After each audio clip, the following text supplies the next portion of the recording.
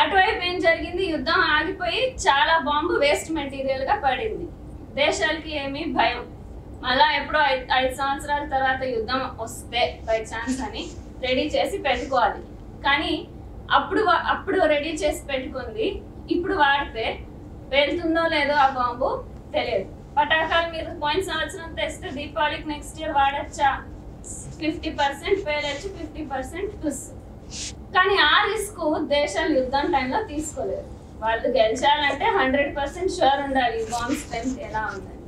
So పాత బాంబులు year after year చేసింది క్లియర్ చేసేసింటారు. వాటి ఒక లైఫ్ పీరియడ్, షెల్ఫ్ పీరియడ్ ఉంది. అది అయిపోయిందంటే ఇంకా దాన్ని క్లియర్ చేసి కొత్తది చేయాల్సింది. కానీ దానికి అంత డబ్బులు ఖర్చు పెట్టింటారు.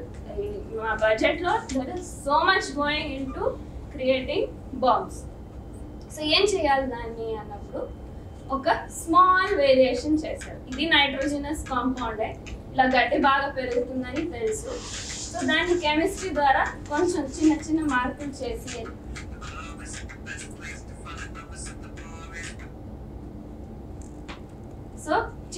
మార్పులు చేసి ఏం చేశారు, వాళ్ళు దాన్ని ఫర్టిలైజర్గా మార్చారు.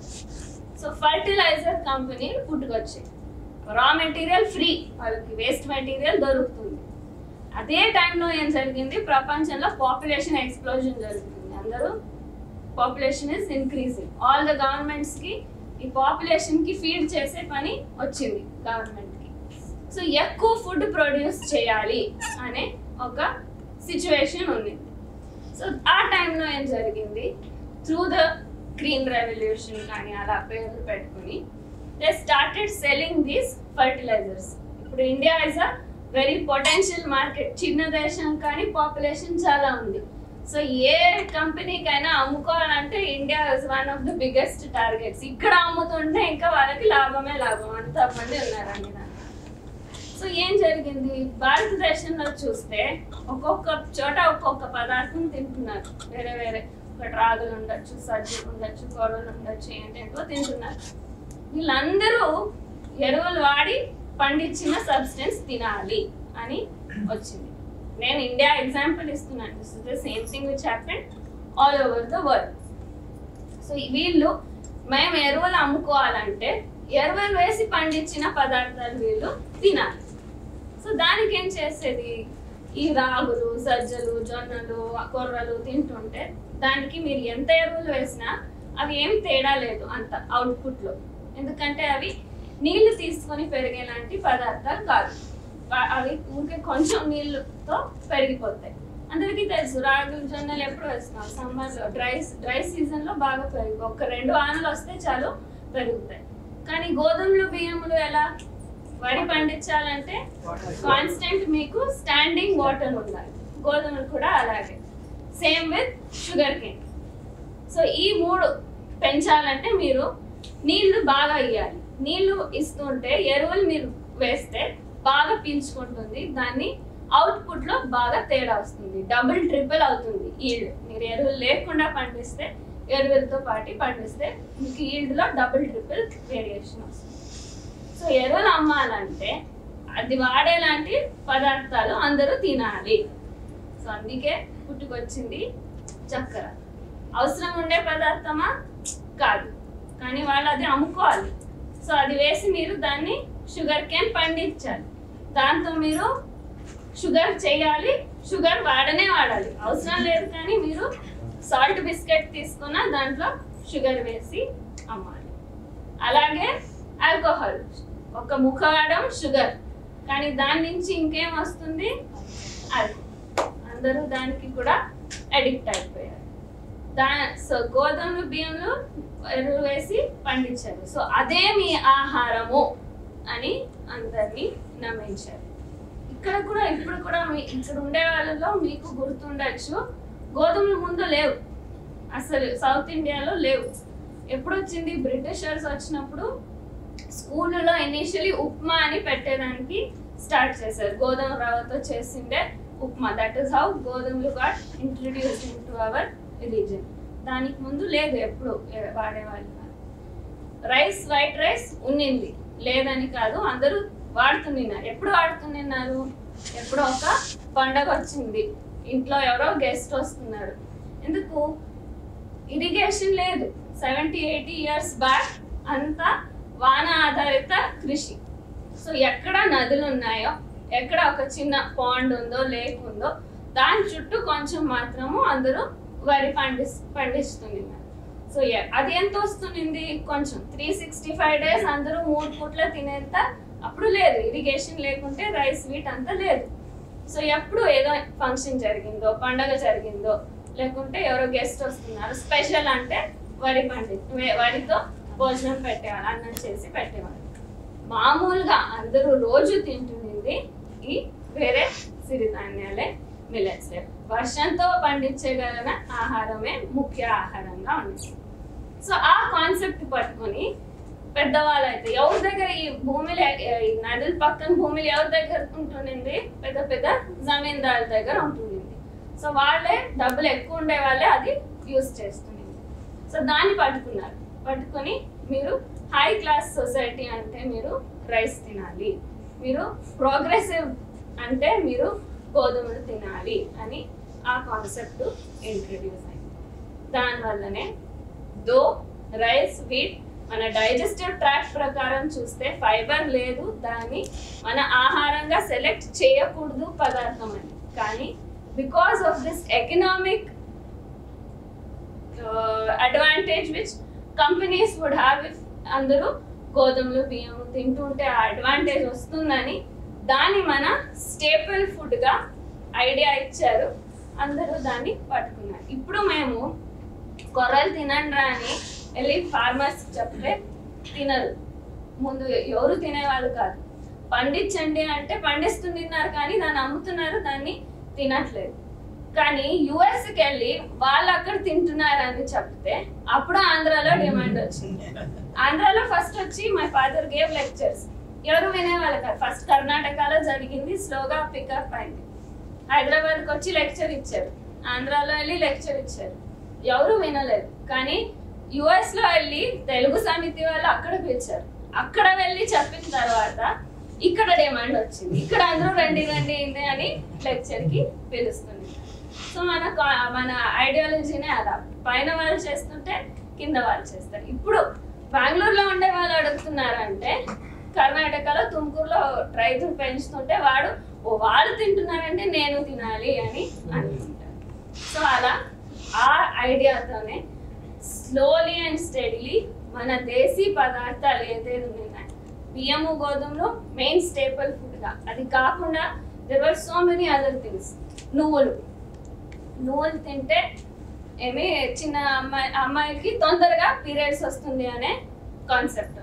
ఇవన్నీ in the name of science myths were released in to the society. పెరుగు తింటే లావ్ అవుతారు, కొబ్బరి తింటే కొలెస్ట్రాల్ వస్తుంది, ఇలా ఇంకా మీరే చెప్పచ్చు ఇంకా examples. I think you will be knowing better. రాగులు తింటే నల్లగా అవుతారు, చలికాలంలో సొరకాయ తినొద్దు, జామకాయ తింటే కోల్డ్ చేస్తుంది, ఇలా.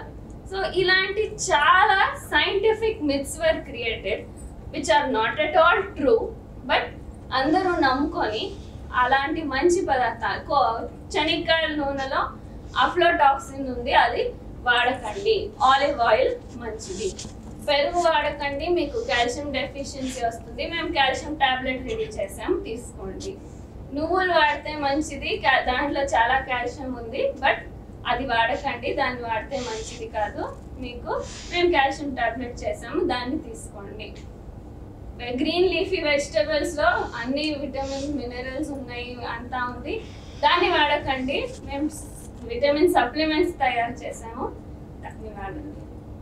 ఇలా ఒక్కొక్కటి. ఆలివ్ ఆయిల్ మంచిది, ఆలివ్ ఆయిల్ వాడండి. ఈ లోకల్ కొబ్బరి నూనె వాడకండి. కొబ్బరిలో కొలెస్ట్రాల్ ఉందని చెప్తున్నారు, కానీ సండే హోయా మండే రోజ్ ఖావో అండే అంటే దాంట్లో కొలెస్ట్రాల్ లేదా దీనికంటే ఎక్కువ.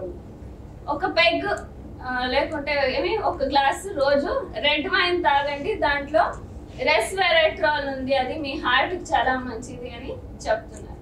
కానీ శనక్కాయ విత్తనాల్లో ఒక గ్లాస్ రెడ్ వైన్లో ఎంత ఉందో దాన్ని 20 times అమౌంట్ ఆఫ్ రెస్వెరాట్రాల్ ఉంది, కానీ ఎవరు దాన్ని తినమని ఎవరు చెప్పట్లేదు. శనక్కాయ విత్తనాలు పింక్ పల్లీలో పింక్ లేయర్ ఉంటుంది పొట్టు, దాని అందరూ ఉఫ్ అని తీసేసి తింటున్నాం. దాంట్లో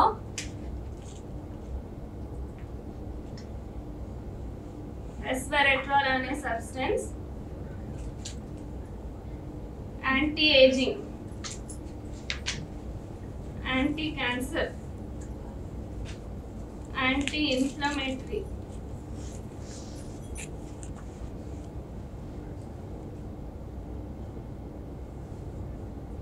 అన్ని ఈ యాంటీ యాంటీ యాంటీ ఏమేమి ఉండాలి మంచి పదార్థాలు అన్నీ దాంట్లో ఆ గుణం దాంట్లో ఉంది. దానికోసం రెడ్ వైన్ తాగేదానికి రెడీ ఉన్నాం, కానీ పల్లీలు వేయించుకొని తినండి అంటే ఎవరు రెడీ లేరు. Milk is the complete food, milk లేకుంటే కాల్షియం లేదు మీకు అని అందరూ నమ్మారు. తాగకండి అంటే కాల్షియం ఎక్కడి నుంచి దొరుకుతుంది అంటారు. కాల్షియం మిల్క్ లో ఎంత ఉందంటే ఎవరికి తెలియదు. వేరే సోర్సెస్ ఆఫ్ కాల్షియం ఉన్నాయంటే ఎవరికి తెలియదు. ఇప్పుడు పొద్దున చాలా మంది అడుగుతున్నారు విటమిన్ B12, కొత్తగా అందరికి ఈ డెఫిషియన్సీ వచ్చింది. ఇప్పటి వరకు లేదు, ఇప్పుడు టెస్ట్ కొత్తగా కనిపెట్టారు విటమిన్ B12 కి, అందరికీ చేస్తున్నారు. సో అందరికీ డెఫిషియన్సీ. దానికోసం ఏం చెప్తున్నారు, the only source of vitamin B12 మీకు నాన్ వెజ్ లోనే దొరుకుతుంది, అందుకే అందరూ నాన్ వెజ్ తినండి అంటున్నారు. ప్రెసెంట్ పాపులేషన్ లో most majority people are non vegetarians, vegetarians are few. అయినా అంతమందికి విటమిన్ B12 డెఫిషియన్సీ ఎందుకు ఉంది? ఇఫ్ నాన్ వెజ్ తింటే విటమిన్ B12 దొరుకుతుంటే ఎందుకు ఉంది? యాజ్ ఐ సెడ్, మనకు అబ్జార్ప్షన్ కెపాసిటీ లేకుండా ఉండేదాని వల్ల మనకు అన్ని డెఫిషియన్సీ వస్తున్నాయి. సో నాన్ వెజ్ తినకుండా ఉండే వాళ్ళకి కూడా విటమిన్ B12 దొరకచ్చు. ఎలా? బయట నుంచి దొరికేది కాదు, మీ దేహంలో మీరే you can make vitamin B12 if you have good bacterial flora.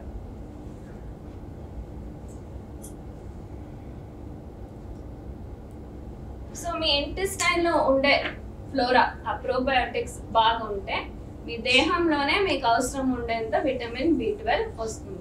If non-veg is the only source, ఇన్ని సంవత్సరాల నుంచి అన్ని how are all the vegetarians alive if they didn't have vitamin B12 at all? It is produced inside your body itself by bacteria in the intestine. So దాన్ని ఎలా correct గా maintain చేసుకోవాలి అనేది important question. So దానికి ఏం చేయాలి? మేము అందరికి రాత్రి జావా ఇచ్చాము. చాలా మంది ఎందుకు ఇస్తున్నారు ఇది సెల్ఫ్ లో అని అనుకుంటున్నారు. జావా అంటే ఏమి? దాంట్లో కొంచెము ఫర్మెంటేషన్ ప్రాసెస్ జరిగినట్టుంది. పొద్దున వండింది ఒక గుడ్డ కట్టి మట్టి కుండలో పెడితే దాంట్లో మంచి బ్యాక్టీరియా కొంచెం వస్తుంది. అది మీకు పులుపు వచ్చేంత వరకు ఆగాల్సిన పని లేదు, టేస్ట్కి రావాల్సిన పని లేదు, కానీ దాంట్లో గుడ్ బ్యాక్టీరియా పెరిగి దాన్ని మీరు వాడితే మీ ఇంటెస్టైన్లో మంచి బ్యాక్టీరియా ఉంటే that is the first line of defence. మంచి బ్యాక్టీరియా ఉంటే చెడ్డ బ్యాక్టీరియాకి ఇంకా చోట ఉండదు. పెరుగు, మజ్జిగ, దాంట్లో లాక్టోబాసిల్లే ఉన్నాయి, అవి కూడా మన ఇంటెస్టైన్ కి సింబయోటిక్ రిలేషన్ ఉంటుంది. They will protect the gut, they will produce vitamin B12 sufficient for you inside your body.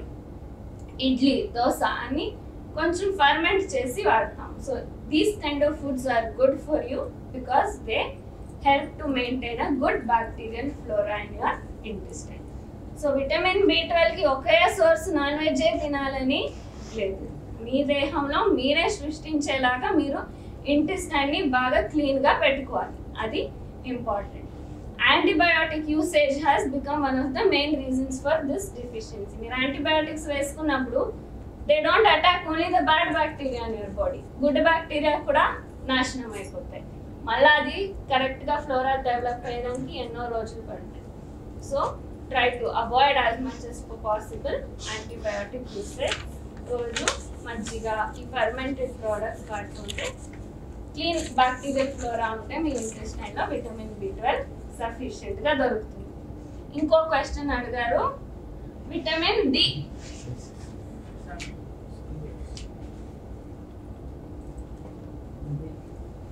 Vitamin D కి సోర్స్ ఏంటి? సన్లైట్. సో మొన్న కూడా నేను అదే అంటున్నాను, దుబాయ్, అబుదాబీకి వెళ్ళినప్పుడు అక్కడ కూడా అందరూ మాకు విటమిన్ D డెఫిషియన్సీ అంటున్నారు. ఎక్కడో గ్రీన్లాండ్, ఫిన్లాండ్ ఆ దేశాల్లో సూర్యుడు అక్కడ 6 months ఉండడు. They have only 1 hour of sunlight for most 6 to 7 months in a year. The rest of the months they have lot of sunlight. Night and day మనకి ఇలా 12 hours లాగా ఉండదు అక్కడ. సో 22 hours డే ఉంటే 2 hours night ఉంటుంది, లేకుంటే 20 hours night ఉంటుంది, 4 hours day. అలా near the north pole and south pole అలా ఉంటుంది. కానీ దుబాయ్ ఇస్ డెజర్ట్. అక్కడ ఎండకి తట్టుకోలేము, అంత ఎండ ఉంటుంది.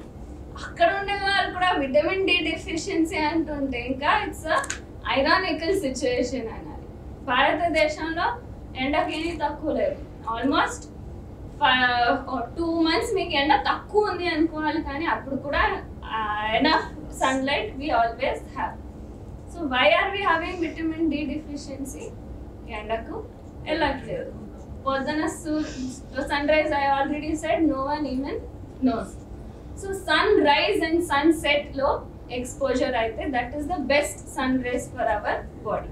So try to expose yourself to this time. And orange color sun rise time లో sunset time లో ఆ horizon లో straight గా ఉన్నప్పుడు మనకు orange color గా కనిపిస్తుంది. ఆ కాషాయం రంగు మీరు చూసినప్పుడు మీ కన్నులో rods and cones activate అయ్యి some biochemical processes happen which ensure that your brain health కి బాగా జరుగుతుంది. మీ డే మొత్తం యాక్టివ్గా ఉండేలాగా చూస్తుంది. కానీ అవన్నీ మర్చిపోయాం, ఎవరు చేయట్లేదు. సో ఎలా ఆరోగ్యంగా ఉంటాము? సన్ మీకు 10 minutes to 20 minutes a day is sufficient to get the vitamin D which you require. దానికి అసోసియేటెడ్గా కాల్షియం కావాలి. అందరూ పాలు తీసుకుంటూనే ఉన్నారు, టీ కాఫీలు తాగుతూనే ఉన్నారు, కాల్షియం మీకు దాంట్లో దొరకాలి కదా. Your logic is right, milk is the complete food, దాంట్లో కాల్షియం ఉంది కావాలంటే. అయినా ఎందుకు డెఫిషియన్సీ ఉంది calcium? And why are we depending on calcium supplements?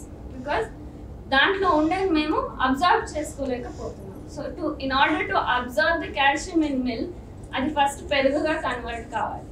మీకు 1 లీటర్ పాల నుంచి ఏ కాల్షియం దొరుకుతుందో అంతే కాల్షియం మీకు 200 ml ఆఫ్ కర్డ్లో దొరికిపోతుంది. సో మనకు అబ్జార్బబుల్ ఫామ్ మీకు బాడీలో కర్డ్ అయ్యేది కాకుండా మీరు అంతే పెరుగు మంచిగా తీసుకుంటే చాలు. Another very good source of calcium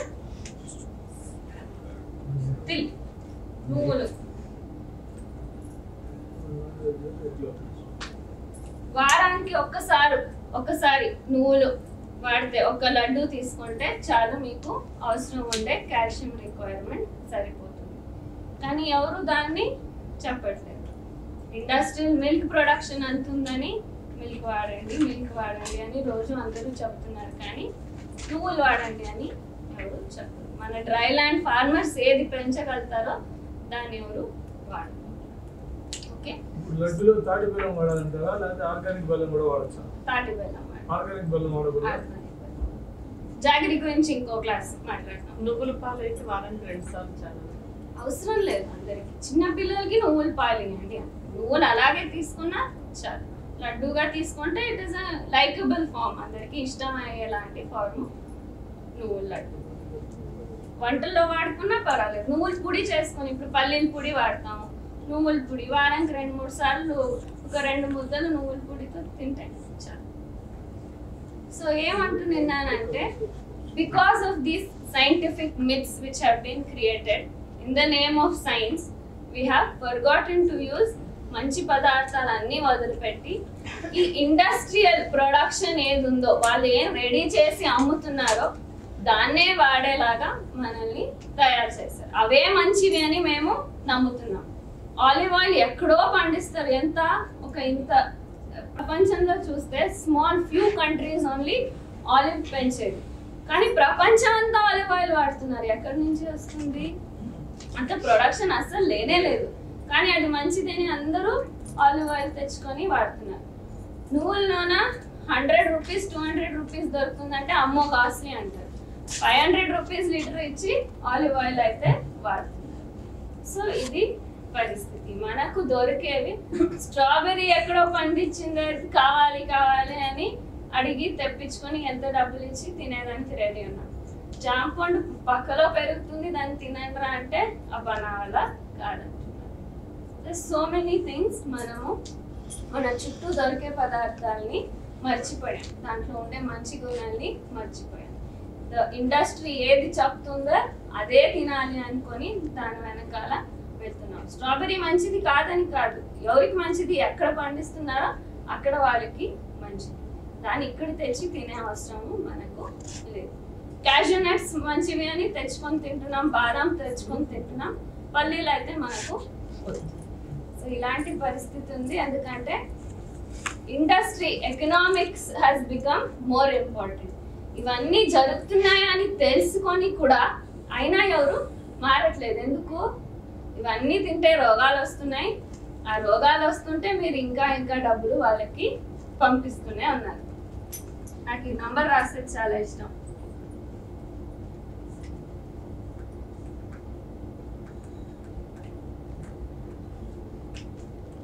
ఏమిది?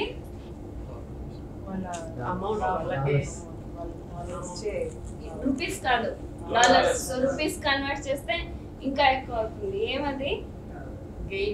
Gain from what?